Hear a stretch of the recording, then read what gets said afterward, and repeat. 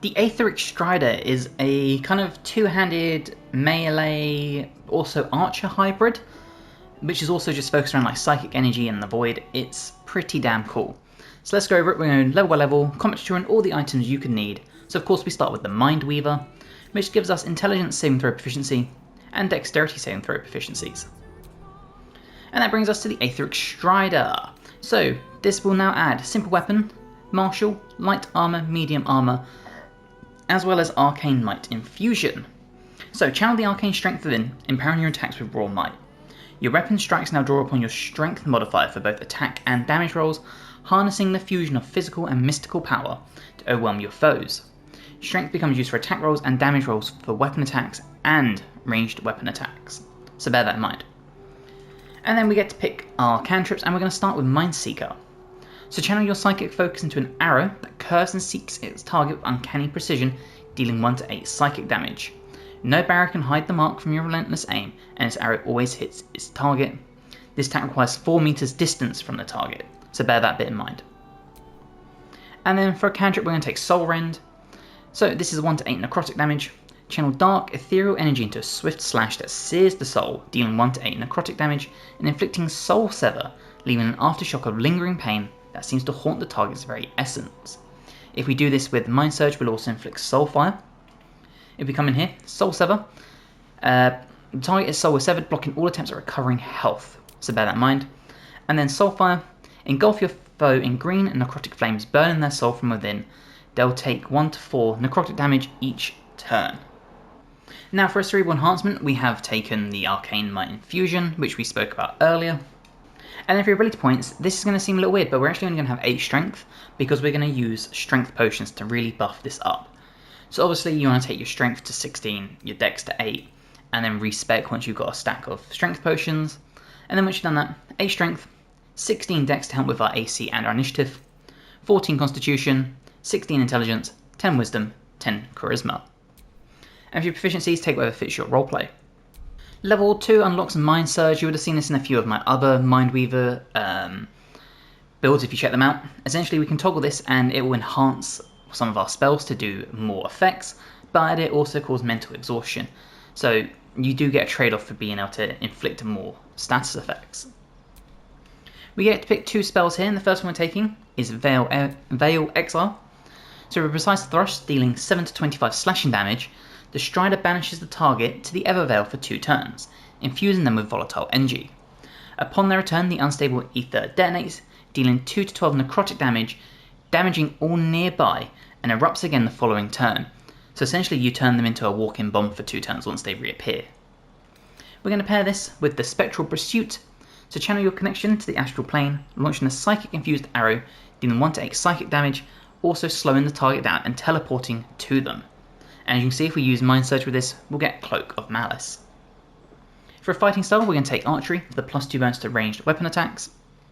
Mind Weaver level 3 gives Ethereal Mastery, which means if we use Mind Surge as a bonus action, we can levitate and fly away, avoiding attacks. We get the Everveil Hunt, so the Strider's relentless focus on their prey allows them to pursue with unparalleled agility. When using a ranged cantrip, they can freely teleport to their target. Likewise, after striking in close quarters with melee cantrip, they may seemingly retreat to a safe distance, next to an ally for a ranged attack. So really nice synergy here between doing a ranged attack and then teleporting for melee coverage, or meleeing it up and then being able to run away for a ranged attack. We also gain Etheric Renewal. Bound to the ethereal realms, the Strider's connection to the ether surges at the start of combat, restoring their power. This energy fuels their relentless hunt, driving them to stalk and annihilate their prey with merciless precision, leaving only echoes of death in their wake. We gain 2 more cantrips, so for the first one we're going to take is Mind Pierce Arrow. Channeling concentrates psychic force, release an arrow that strikes with mental precision, dealing 1 to 8 psychic damage upon impact for 2 turns. And then for a melee based one we are going to take Death Veil Spiral. Channel the dark energies essentially into a 360-degree arc, dealing 1 to 6 necrotic damage to all around. Mind Weaver level 4 gives us our first feat, as well as Bow and Blade Requiem. So strike with a relentless harmony of steel and precision. Each ranged attack or cantrip empowers your melee strikes with force damage, and on the reverse, all melee attacks will empower your ranged cantrips or shots with necrotic damage. So this is a nice way of doing ranged and then getting close up and hitting with even more melee damage. We gain another spell at this point, so we are going to take Mind Shackle. This will basically put chains on the mind of the enemy, dealing 3 to 18 psychic damage, but more importantly silencing them for 2 turns, so this is great for spellcasters. And then for your feat, we are going to take our intelligence up to 18. Mindweaver level 5 unlocks Aetheric Strider's Wrath. So empowered by the relentless energies of the Aether, the Strider blurs reality, allowing them to unleash a sequence of rapid strikes or cantrips in the same turn. So after using a cantrip, you can use another cantrip or make a weapon or ranged weapon attack. So you kind of get an extra attack as long as you follow the rules of this. It's really, really cool. So just use a cantrip and then you can follow up with another attack. We gain 2 spells at this point, so we're going to take Spirit Shatter.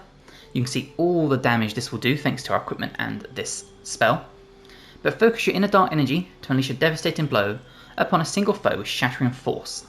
The primary target suffers weapon damage plus spellcasting ability modifier, hence why we're boosting our intelligence, of 11 to 29 necrotic damage, and everyone in close proximity takes 2 to 12 necrotic damage unless they pass their intelligence saving throw. And as you can see, using Mind Surge will inflict Soulfire to all in the blast radius, and Soulfire is 1 to 4 necrotic damage over 3 turns. Next one we're going to take is Psy-Shock Arrow. Unleash a bolt of psychic charged lightning striking your target and erupting in an explosive surge. The shockwave radiates from the impact point, dealing 3 to 24 psychic damage to the target and 1 to 8 to all within the blast radius. Now we gain a cerebral enhancement, and for this one we are going to take Intellectual Agility, meaning we can add our intelligence modifier to our initiative. Level 6 brings us 2 more cantrips, so we're going to take Psionic Detonation. Shoot a charged psychic arrow that detonates upon impact, creating an explosion of psychic energy dealing 2 to 12 damage, all nearby engulfed in the blast. As you can see, using Mind Surge will detonate with additional force, knocking everyone back. And then the last one for us to take here is Etherblade Ruin. Harness Dark Ether and leap skyward, bring your weapon down with devastating precision to strike your target with 2 to 16 necrotic damage. Upon impact, a surge of energy bursts forth, ravaging your foe with raw power. If we do this with Mind Surge, we'll also inflict 2 to 12 necrotic damage, which will scale with level. Level 7 brings us a new spell, and for this one we are going to take Mind Rend. Surrender the target's mind, dealing 4 to 24 psychic damage, impose disadvantage on intelligence and wisdom saving throws. Level 8 gives us a new passive and a new feat. For our passive, we are going to take Psychic Breach. So basically we now bypass immunity and we even affect inanimate objects with our psychic damage. And of course for the feat, we're going to take our intelligence from 18 to 20. Mindweaver level 9 brings new spells and a passive. So for the spells we are going to take Death's Embrace. Unleash a swooping arc of necrotic energy from your blade, engulfing all in a wide cone. Everyone caught will take 6 to 48 necrotic damage and are disarmed. If we use this with Mind Surge, they will also take Fear. This is a huge ability. We're going to take Everveil Lance as well, so we basically shoot forth a lance of energy. Anyone caught within the beam will take 8 to 48 psychic damage, and it will leave a trail of etheric energy in its wake. On a save, they'll still take half damage. For the fighting style, we are going to take Great Weapon Fighting, so we can roll a 1 or 2 on a damage die. With an attack with 200 melee weapon, we can re-roll that die once. Mindweaver level 10 just brings us a health increase. Mindweaver 11 gives us a new passive. And for this one we are going to take Cerebral Amplification, which means all our cantrips will now add our intelligence modifier to the damage. Mindweaver level 12 brings a new feat, or our final feat I should say, and for this one you could take your dex from 16 to 18. I'm going to take Savage Attacker, just so that when we're making melee weapon attacks, we roll our damage dice twice and use the highest result. Okay, we go over our equipment. We're going to start with Savarok's Horned Helmet. This will give you dark vision up to 3 meters or 15 if you have it. Most importantly, our critical number is now reduced by 1 to 19. We can't be frightened or afflicted with a motion altering condition, and a constitution saving throw plus 1. When we take the Cloak of Displacement, this will activate at the beginning of our turn, granting enemies disadvantage on their attack rolls against us until we're hit. The Black Gargreaves give us Long Strider and Athletics plus 1. The Armour of Agility, nice medium armour, saving throws plus 2, and we get to add our full dex modifier to the armour, bringing us to 20 AC. We're going to take the Helldusk Gloves, plus 1 bonus to spell attack rolls and spell save DC, and a 1 to 6 fire damage on our weapon attacks. The Ring of Regeneration, because we will be in melee a lot, this is just a nice way of healing ourselves up at the beginning of our turn. The Caustic Band to give our weapon attacks 2 acid damage. The Amulet of Baal, because we have ranged and melee capabilities and we can do so many attacks per round, this is a nice way of inflicting bleeding on people that have maximum hit points, and you can do this a lot. For a melee weapon, we are taking the Sword of Chaos. I think this fits because of the necrotic theme of damage, and on a hit, we regain 1 to 6 hit points. And we're going to take the Dead Shot for a bow. Most important reason being, the number you need to roll a critical hit while attacking is reduced by 1. So now we only need an 18 or above to land crits. Now from here, we are going to want to drink some strength potions. So, we will find one here and let's take the Elixir of Cloud Giant Strength. We now have 27 strength. And if we come to our damage here, you will see we can do 16 to 34 with our weapon here. And 9 to 21 with our bow. So with all that being said, let's go find some combat and check this out. Okay, you can see we are top of the turn order now. We should have done our Arcane Might Infusion when we were in camp. I forgot. So we do this. And now, ignore what I said about the bow strength previously. You'll see it's now 14 to 26, so it's a lot higher. Same with, you know, all this lovely stuff here. But at least what we can do is one bonus action. And you know, we can land a big crit with the Pommel Strike and get some bleed going. And 7 bleed damage on the enemy. Okay, now we can start actually doing some damage. First thing we are going to do is we are going to do one of our cantrips. So if we were to do our Etherblade Rune, we'll do this and we'll land it on the Barbarian here. Just like that. And you see they took 27 damage, as well as having Shattered Resolve, and we've got the bleed on them. Because we did that, we can now follow up again with another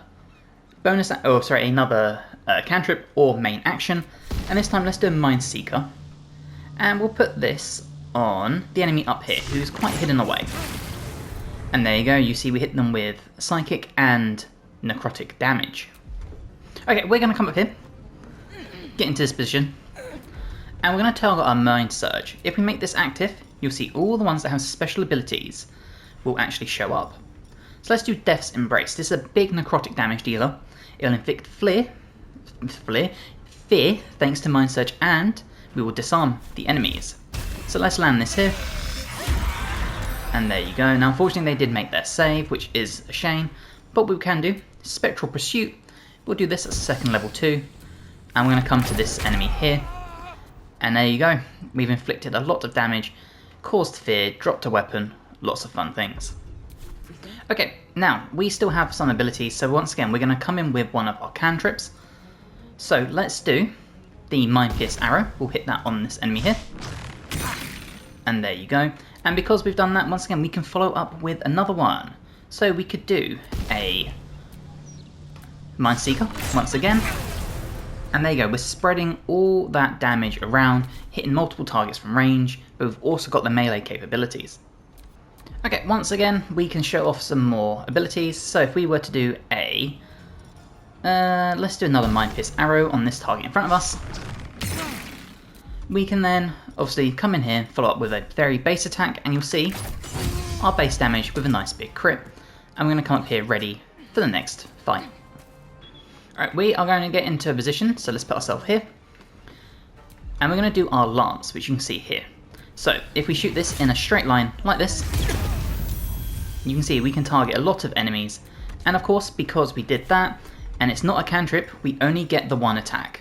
But we can do our Spectral Pursuit, we can do this at second level, right in front of us, for some pretty cheap and easy damage. Okay, you can see we got kicked all the way down here, but the enemy is up here.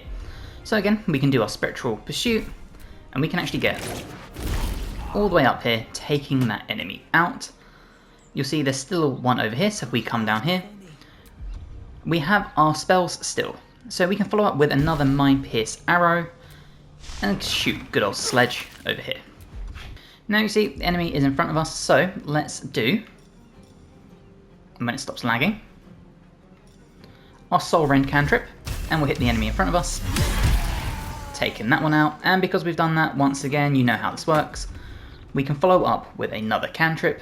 So let's do our Mind Pierce Arrow, and we'll shoot the enemy over here. Just like that. See, we did psychic and normal damage. Or necrotic, I should say. As well as spread the bleed. Now, we can do another Spectral Pursuit. We'll do this at first level. Can we see? No, not quite. Let's try and get down here. Maybe we'll get the line of sight for our Spectral Pursuit. We do. There you go, that puts us right next to the enemy. And that means we can follow up with our main weapon attack. And there you go. So this is a really awesome melee range, just all-rounder that can pump out some insane damage. And once you work out the synergies and get it all locked down, you can do some incredible things. So I hope you have enjoyed this build guide. If you have, please drop this a like, helps me tremendously. Let me know in the comments what you've changed, any new spells, items, all that fun stuff. If you're ready, please subscribe to the channel for more. I've got more guides to Baldur's Gate, to Dragon Age, to Elden Ring, to Oblivion, Expedition Day 3, Path of Exile, all the amazing RPGs you could ever need. And hopefully, I'll see you in the next one. Bye guys.